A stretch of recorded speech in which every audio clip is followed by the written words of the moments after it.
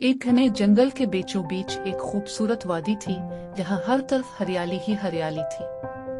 जंगल में मुख्तलिफ जानवर रहते थे, जैसे कि हिरन, बंदर, हाथी, शेर और परिंदे।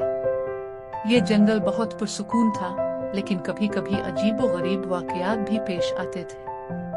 एक दिन जंगल के किनारे पर रहने वाला एक छोटा खरगोश अपनी उम्मी से इजाजत लेकर पहली बार वादी के मरकज में जाने के लिए निकला।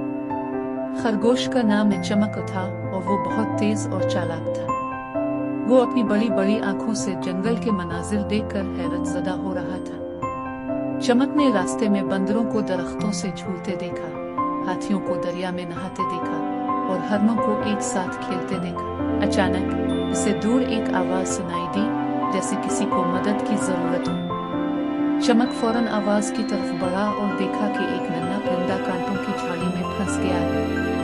वो बहुत डर रहा था और मदद के लिए पुकार रहा था। चमक ने हिम्मत से कांटों की झाड़ी के करीब जाकर परिंदे को निकालने की कोशिश की। वो कांटे बहुत तेज थे, लेकिन चमक ने हार नहीं मानी और बिलाखिर परिंदे को आजाद करवा दिया। परिंदा बहुत खुश हुआ और चमक का शुक्रिया अदा किया।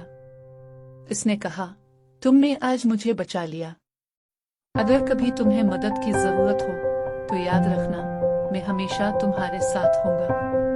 चमक वापस अपनी माँ के पास आया और अपनी शेर की कहानी सुनाई। इस दिन के बाद जंगल में चमक की बहादुरी और नेकी की कहानी मशहूर हो गई। सब जानवर उसे पसंद करने लगे और वो सबके दिलों में एक खास जगह बना गया। ये कहानी हमें सिखाती है कि दूसरों की मदद करना न सिर्फ अच्छा अमल है, बल्कि ये हमारे